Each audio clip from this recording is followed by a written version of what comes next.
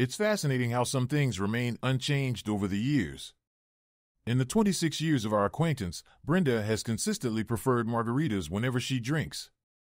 While trends in colors, flavors, and glassware have evolved, her fundamental enjoyment has always centered around Margaritaville.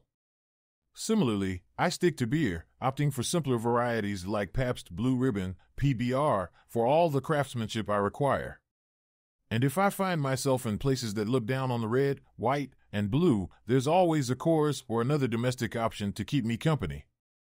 Brenda represented a significant reach for me in life. At our first job orientation after college, her beauty and warmth captivated everyone's attention, though I remained indifferent.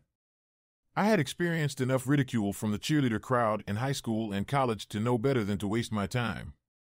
So, I politely declined, wishing her well in her fast-paced life, surrounded by admirers clamoring for her attention.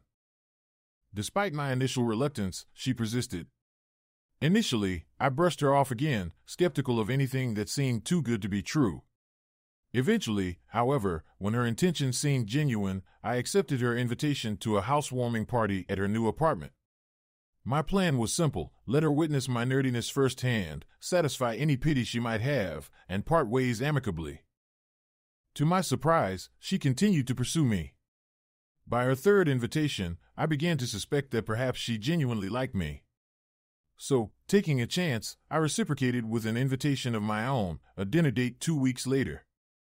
To my disbelief, she accepted without hesitation, no games involved. That moment marked the beginning of a journey of discovery for me. Brenda's personality matched her stunning looks perfectly. If not for the timing, one might think they modeled Barbie after her, complete with blonde hair, blue eyes, and an ample figure.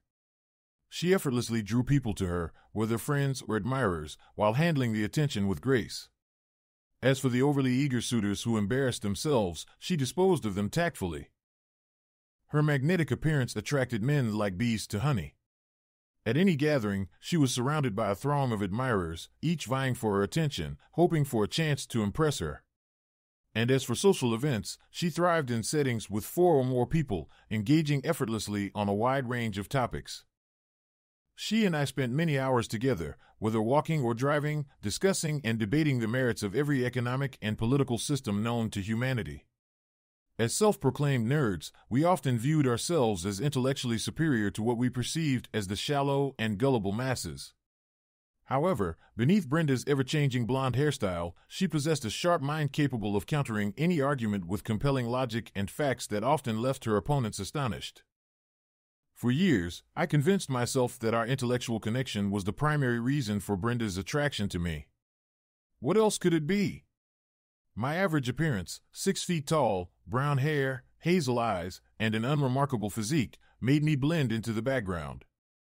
A colleague once remarked that I could pass for a perfect private investigator, sharp-eyed but otherwise unremarkable. Was it a compliment or an insult? I could never quite discern. The truth remained that I never understood what the undisputed life of every party saw in me. Initially, I paid little attention to the attention Brenda drew like a magnet in social gatherings. I believed she was out of my league and that sooner or later, she would realize it too. She would find someone better, and we would go our separate ways. Until then, I cherished every moment I spent with her. And those moments were truly precious. Despite all the admiration she received, Brenda repeatedly reassured me that she was committed to me alone. It amazed me. Gradually, however, my initial indifference transformed into insecurity. It might seem counterintuitive, but it's true. Numerous men, incredulous at what they perceived as her inexplicable lapse in judgment, wasted no time in reminding me of my perceived unworthiness and the temporary nature of her affection and loyalty. My nerdy, analytical mind tended to agree with them. Even as I reveled in her love and companionship, the fear of losing such happiness haunted me. Fortunately, with time passing and the arrival of our 2 daughters, my insecurities began to fade. Actions indeed speak louder than words. Seeing her face light up genuinely at the sight of me each day gradually led me to accept the improbable truth: the most beautiful woman in the world, both inside and out, loved me and only me. PBR and all. Our daughters completed our family's happiness. Could life get any better? Both smart and athletically gifted, Tanya secured a volleyball scholarship to a prestigious university and later found a good job and a fiancé in Minneapolis. Michelle, currently in her junior year at Wisconsin, aimed for a master's degree in nursing. After dropping Michelle off at Madison for the first time, I treated Bren to dinner with a surprise. "Tada!" I exclaimed as the server brought our customary margarita and beer. With a flourish, I laid out brochures detailing trails in the Porcupine Mountains overlooking Lake Superior. "We began our married life with an empty nest and wonderful adventures," I announced, raising my glass for a toast. "Guess what? We're empty nesters again, and I can't wait to start this new chapter of our lives with the most amazing woman on earth. Will you join me?" She smiled broadly, raising her salt-rimmed glass to clink with mine. "Of course. Where are we headed? Remember how we always talked about exploring unique trails off the beaten path? Well, someone told me about the Escarpment Trail, and I thought it would be the perfect way to kick off our next adventure together." Brenda shook her head affectionately. "Nelson, your thoughtfulness never fails to amaze me. This sounds fantastic. Tell me more." The narrative of our ideal life together involved spending quality time pursuing adventures and indulging in our hobbies and interests. If only it were that simple. 3 months later, Brenda began to feel restless. Evenings filled with dinner parties and social clubs kept her occupied, but the absence of children to care for left a void in her days. We had originally met while working at a financial services giant, she in marketing, and myself as a stock analyst. When Tanya arrived, Brenda embraced the role of a devoted Midwestern mother, which undoubtedly contributed to our daughter's success. However, as our youngest approached graduation, Brenda's desire to return to the corporate world intensified. She yearned for a real job. After leaving our firm to dedicate herself fully to motherhood, I continued my work as an analyst. In the world of brokerage and investment banking, analysts were tasked with finding reasons to endorse stocks the firm wanted to promote. Brokers and traders favored positive news to boost stock prices, making dissenting opinions unpopular and risky. My penchant for thorough analysis often led me to uncover less flattering truths about companies, which earned me respect but also made me an unpopular figure, undervalued and underpaid. As the turn of the century approached, our firm aggressively promoted the stock of an energy company, believing it to be a lucrative opportunity. Several analysts, including myself, were tasked with finding ways to justify further investment. My accounting background raised red flags. This company was a colossal fraud, akin to an emperor without clothes. Unsurprisingly, I was the lone dissenting voice in a room full of praise for the company's management. In a pivotal meeting, I presented my findings and cautioned against endorsing the stock. The reception was icy, and I knew my days at the firm were numbered. As we left that meeting, I updated my resume without hesitation. There was no doubt in my mind I wouldn't have a job by Monday morning. Little did I know, Bradley Stevens, a junior VP, had quietly exited the meeting and taken a substantial short position on the stock. Against the prevailing sentiment, his strategy would only pay off if the stock plummeted. It took a few weeks, but that's exactly what transpired. Others, like me, had also recognized the issues, and a massive scandal erupted in the media. Many suffered substantial financial losses, both on Wall Street and within our company. Heads rolled. Meanwhile, Bradley Stevens emerged unscathed, even celebrated, a renowned figure who had profited handsomely as his clients and funds doubled in value amidst the market turmoil. His acclaim was akin to that of a superhero. Miraculously, I managed to keep my job. Once the dust settled and the fallout subsided, Bradley Stevens ascended to senior vice president, several of my more optimistic analyst colleagues disappeared, and I was promoted to senior analyst with a significant raise. With my newfound stature came increased attendance at corporate events and gatherings, where spouses, including Bren, were typically invited, a prospect that delighted her. Despite her absence from the inner workings of the financial world, Bren effortlessly commanded attention with her presence. When she eventually decided to return to work, it was only natural that she looked to our firm first, given her history and familiarity. Bradley Stevens wasted no time in securing her for his division's marketing team. Sadly, the writing was on the wall. Insecurities I hadn't felt in years resurfaced. While Mr. Stevens may have played a role in my career advancement, he was far from virtuous. Despite being married with children, he was known for his dalliances within the company, late nights with Bridget Stenhouse, and educational sessions with Martha Juneau, if the rumors were to be believed. Bradley possessed the trifecta: proven success, charm, and boundless confidence, a combination that left many women weak-kneed, figuratively and literally. Bryn, out of the corporate fray for so long, swiftly became entangled in its frenetic pace once more. As a seasoned observer, I could see where this was headed, and I dreaded the outcome. So, like any concerned analyst, I sought information. Earlier today, my private investigator confirmed no indiscretions thus far. However, word had it that Mr. Stevens had worked late with Bryn last Thursday and had similar plans for this week. The extent of their involvement remained uncertain. Which brings us to tonight's dinner at Big Dog Steakhouse. Bryn raised her glass. I know it's still a month until our 25th anniversary, but I want to toast the most incredible man anyone could hope to spend a quarter century with. With a solemn nod, I lifted my glass, clinked it against hers, and placed it down with a heavy sigh. Bryn, I don't know how else to say this, but there won't be a 25th anniversary. She tilted her head, her brow furrowing. What? Is this some kind of surprise or joke? Surprise, maybe, but no joke. There's nothing funny about this at all. Honey, what are you talking about? Were you thinking of renewing our vows instead, or something? What vows are those, exactly? Again, confusion crossed her face. Our wedding vows, silly.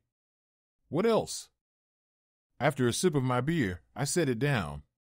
Let's talk about what else. You're losing me. Stop speaking in riddles. What exactly are you saying? Bradley Stevens. Yeah, what about him? He wants you, and you want him. Her expression hardened. Oh no. You're not letting your insecurities get the best of you again, are you? Then tell me, what did you do with him last Thursday night? Nothing, you idiot, she snapped, her tone sharp. Nothing that wouldn't cross the line in a marriage? Would she admit to the goodnight kiss my PI captured on camera? Okay, digital image. A flicker of nervousness crossed her face.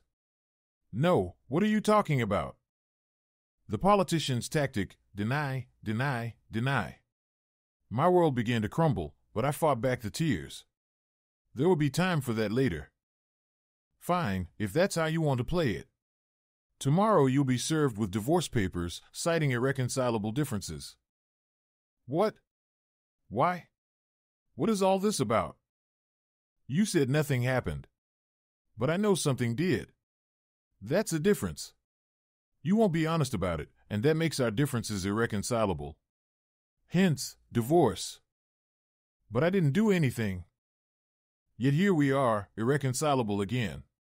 If I spent 2 minutes passionately kissing Bethany Molson, would you consider that nothing? Her face drained of color. But we never slept together or anything. You know what anything means, and so do I. Add your dishonesty to the mix. I can't trust anything you say. If you had been honest, maybe we could have tried to salvage our 20-year relationship. But you made it clear where your heart lies. It's not with me.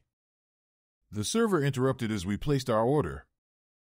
When I looked across the table, Bryn's eyes welled with tears. Please, tell me you're not serious about divorce. I love you, and I never want to be apart from you. You were apart from me last Thursday, intentionally, not accidentally. You're lying again, and tomorrow night you plan to be apart from me again. I may be a nerd, but I'm not a fool. I won't sit at home wondering how far you'll let your new crush go with the new outfit you bought for him. Her hand shot up to cover her mouth. You know about that? That's not the worst part, Bryn. The worst part is your emotional investment, the thrill you feel, the desire to seduce him and betray me. That excitement is just plain wrong. If you had any integrity, you would have come to me and admitted your feelings for him. It would have hurt, but I would have respected your honesty and not stood in the way of your happiness. Luckily, I found out in time, so I can still give you a divorce and set you free to pursue all the excitement you want with Mr. Stevens. What devastates me is that after 26 years together, you disrespected me so much that you did this behind my back. Do you even realize what kind of person he is? He's bragging to everyone about how he's managed to get with you, his third conquest this year, and we're not even halfway through. Taking in a deep breath, Bryn's hand flew to her mouth again. No, that can't be true. He wouldn't do that. Thankfully, I had just swallowed a sip of my drink, or I might have spit it out across the table from laughing so hard. Oh, that's just rich. After knowing and loving me for 26 years, you accuse me of lying, all while you've been lying yourself. And now you're siding with the serial cheater as if he's the one telling the truth. Lowering my voice, I added, have you noticed that your meetings with him are only on Thursdays, last week and this week? No? Why don't you ask him what he does on Wednesdays? Oh wait, he's a liar too. Maybe you should ask Bridget Stenhouse. Her eyes widened, and she leaned back. No. You're just trying to mess with me. With a slight smile, I shrugged. Believe what you want. But you're still getting served tomorrow, before you continue your escapades with your new hero tomorrow night. Ask Bridget tomorrow and see how truthful she is. And if you manage to find Martha Juno, ask her what she does on Monday nights. After finishing her margarita, Bryn waved to get the server's attention and pointed to her empty glass. How do you know all of this? Have you been stalking me or having me followed? Seriously? By now you should know me. Research is key to making informed decisions. When you looked at Mr. Wonderful with starry eyes, I needed to know if it was just my imagination or genuine feelings, as you call them, shifting to, Nelson, no. I love only you. Only you, and I will never love anyone else. You have to believe me. After you just lied to me? The server placed our plates before us amidst the tense silence. In answer to your question, wife, yes, I hired a PI to find out what you were doing and saying. I have recordings of conversations between Bradley Stevens and Brenda the Betrayer, not just to hear what you're saying, but to hear your version when I confront you. You bastard! What about my privacy? Oh, spare me. You cry privacy now when your lies come back to haunt you? For over 2 decades, we had no secrets between us. The fact that you suddenly need privacy speaks volumes. That's why you'll be served. I wanted to give you a heads up, not blindside you like you blindsided me with your betrayal. Stop it. I have never betrayed you, never cheated on you with anyone. So I gave him a goodnight kiss, big deal. Get over yourself. That's exactly what I'm doing, moving on from this and divorcing myself from your cheating behavior. To spare you the embarrassment, you'll be served with divorce papers at home around 6:30 a.m. before you leave for work and your date tomorrow night. I'll be moving out while you're at work and keeping Bradley company. I'll also be resigning and leaving quietly. What? You can't be serious. Have you lost your mind? I have never, ever cheated on you, and I'm not starting now. Did you notice you're working late with him last Thursday and this week is conveniently on Thursday again? Did you think I didn't notice how you dressed last Thursday? I bet this week will be the same, maybe even sexier. I see the way your eyes light up when you talk to him, about him, and when you come out of his office. I pursed my lips, trying to contain my emotions. Once upon a time, you used to look at me like that. Not anymore. You have no idea how much that hurts me. To the core. Betrayal doesn't start with physical intimacy, it starts long before that. People used to call it having stars in their eyes. You're so caught up in your infatuation with him that you don't see what everyone else already sees. You don't notice the smugness on his face when he looks at me. He knows he's got you wrapped around his finger, and it's only a matter of time. Men like him see it as a conquest, and he knows he's won. To me, you're everything, but to him, you're just another conquest, his Thursday affair, joining Miss Monday and Miss Wednesday. It's all but over except for the shouting and the physical act. Anger flashed across her face. I won't stand here and be accused of being some cheap floozy and am a womanizer. Of course not. Did you notice how my wife didn't take a moment to consider how deeply hurt and devastated I am? Her only concern is about her lover? She gasped. No, that's not fair. You're the one who suddenly accused me of having an affair with the man responsible for your promotion and status in the company, who... Whoa, hold on. I raised my hand. Let's slow down and review some facts here. His high standing came from my analysis, not the other way around. His intelligence was simply paying attention to what I presented, and his promotion only happened when his peers disregarded me, making him look good by comparison. He pushed for my promotion to ensure he maintains close access to my reports, thus keeping his edge over his colleagues. So let's ease up on the self-promotion talk, shall we? And while we're at it, let's also notice that my wife of nearly 25 years once again defends her new boyfriend, not her husband. That hit a nerve. Clearly, she hadn't recognized the contributions I made to her department and the boss she admired so much. We finished our meal in tense silence. After the busboy cleared the table, I spoke again. Bryn, you're an incredible woman, more beautiful than ever, sharp as a tack, and everyone adores you. I always believed you were out of my league. You graciously made it clear to me and everyone else that your heart was set on me. But that's changed now. That look in your eyes, that tone in your voice, they're all for Bradley now.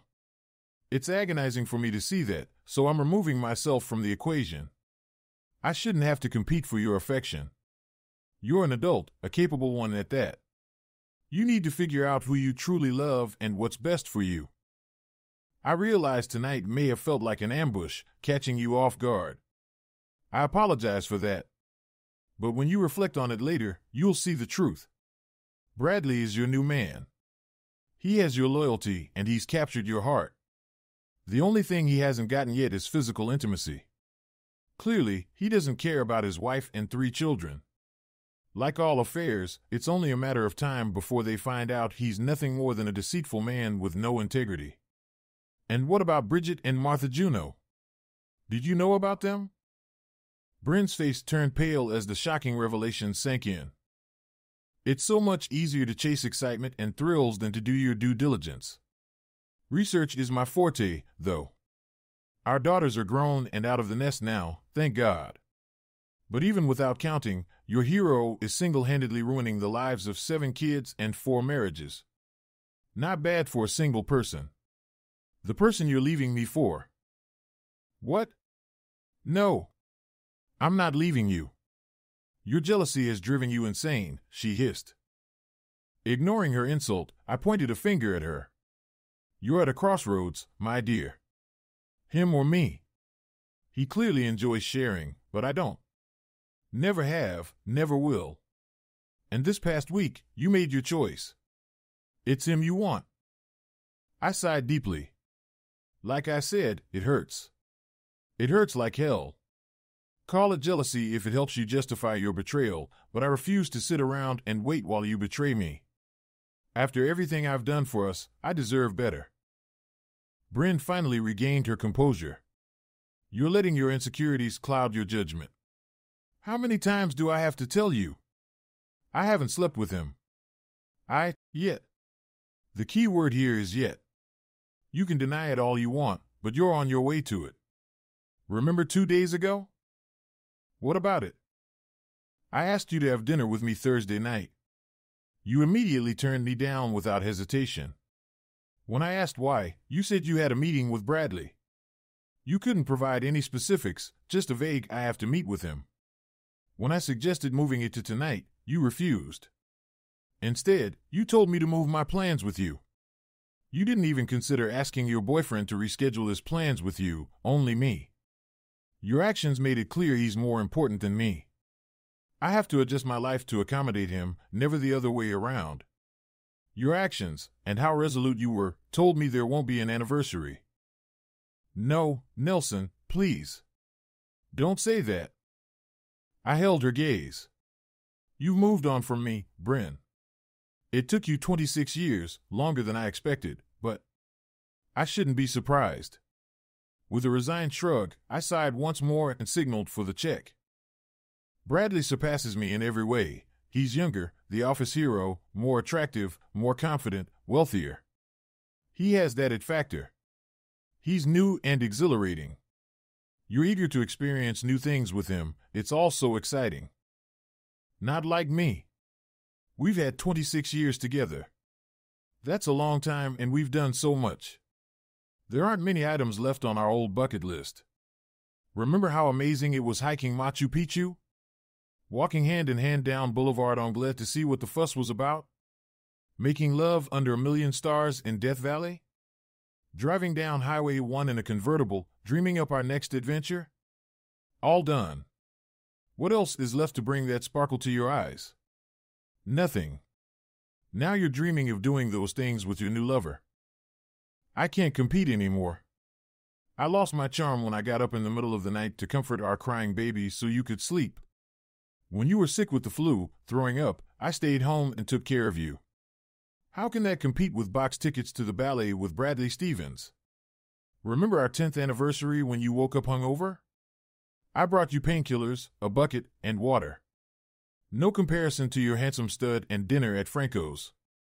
Yes, I know about that dinner, another client meeting you had to attend. I must not have looked particularly sexy covered in blood splatter when I held your hand during the births of our daughters. You cursed me out then, but I bit my lip because I knew the love behind the pain, the love that's now gone, transferred to someone new and exciting. Now it's different. You're not cursing me out with words this time, it's your face, glowing for your new love. So what if he's done nothing of substance? So what if he's low on commitment, cheats on his wife, then cheats on his affair partner? He's sexy, right? Smooth. The new thing, the future. Well, at least for the next month or two. How can a 24-year marriage, like old slippers, compete with new, sexy stilettos? It can't. Tears streamed from Bryn's eyes as she looked down, but I continued. I get it, Bryn. I'm your past, he's your future. Let me be clear, I still love you so much it hurts. I wake up grateful for another day with the most amazing woman in the world. But to borrow from an old song by England Dan and John Ford Coley, our love didn't turn out to be forever, so what does forever mean? The divorce will be simple, splitting all assets evenly. If you want to keep the house, you can buy me out. I don't want it. I couldn't bear to see the kitchen table where we shared countless family dinners or the couch where we made love. I used to think we'd be there forever, but we know what happened to forever. It's probably best to sell it and divide the proceeds. Bryn gripped my hand. Please, no. I'm so sorry. I never wanted our forever to end. You're my only love, the only one I've ever loved. I pursed my lips. Actions speak louder than words. I see how you hang on his every word in meetings, how you look at him with the adoration I used to receive. I've become like the neighbor's dog, good for a tail wag and an ear scratch, but not in your league. I know you too well, you can't hide your disdain from me. Please, Nelson, what do I need to do to prove? Bryn, stop. This isn't a negotiation. It's not about if you do this, I'll do that.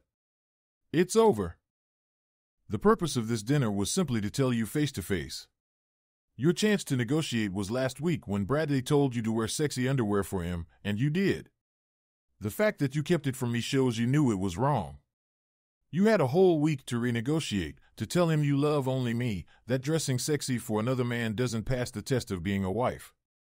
You had a week to stop looking at him with adoration and turn back to me. But all week I've been here, seeing your face light up every morning at the thought of being close to your new love. Meanwhile, I've just been wallpaper, a roommate to say goodbye to. I sat up straight and raised my voice slightly. Well, dear, tonight the wallpaper is waving back. Goodbye. Tomorrow it will all be over, and you'll be free to pursue your lover without any obstacles. You should be happy. She wasn't. Snot and tears soaked the thick napkins and linen tablecloth. That's not true, Nelson, it's not true. He's just my boss, we've never done anything. Did you kiss him last week when you said goodnight? Her fresh round of wailing provided the answer she couldn't verbalize. Will every second you've spent with Bradley pass the husband test? Between sobs, she shook her head. I'm so sorry, Nelson. But you have to believe me, I never stopped loving you. Right, you just started loving him more, am I right? You have love for two men, is that it? A few nods punctuated her tears. And you'd really be happy if I gave you the space to pursue your affection for Bradley, correct? She looked up with a sudden, hopeful expression.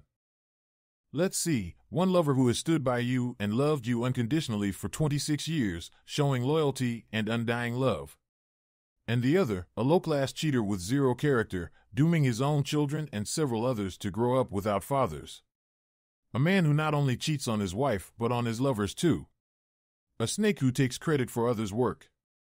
The kind of guy who demands his lovers blow off their husbands and wear sexy underwear just because he's a cocky narcissist. Tell me, dear, if this were your brother, what would you advise him? Should he stay with a woman who adores a lover like that? Anyone who thought Brenda had cried out all her tears quickly saw their mistake as another wave erupted. To remove all doubt, I said softly and evenly, the answer is not just no, but hell no. You spent the past week negotiating for unrestricted access to your new fling. Congratulations, you got it. Have it him all you want. I'm starting over, searching for someone with integrity, honesty, and loyalty. I think I deserve that, and I won't settle until I find it, even if it kills me. But I absolutely will not tolerate your behavior. I stood and went to the bathroom. When I returned and sat down, she spoke. How can I convince you that you're the only one I love, and will love forever? Resign immediately and cut off all communication with Stevens. And I mean all, without any just left. Just? He just called to say this, I just texted him for that. No excuses to justify breaking your promises. Okay. She pulled out her phone and composed an email to Stevens, copying me and the head of HR. I hereby submit my resignation with immediate effect. I appreciate the opportunity to return after my leave, but I believe my career will flourish elsewhere. Respectfully. Holding the phone out to me, she asked, Is this what you meant? Everything in me wanted to celebrate, but I chose to wait. Bradley was cunning, and I knew losing such a valuable asset so close to his goal wouldn't sit well with him. Not 5 minutes later, her phone rang and she turned the screen towards me. It was Bradley.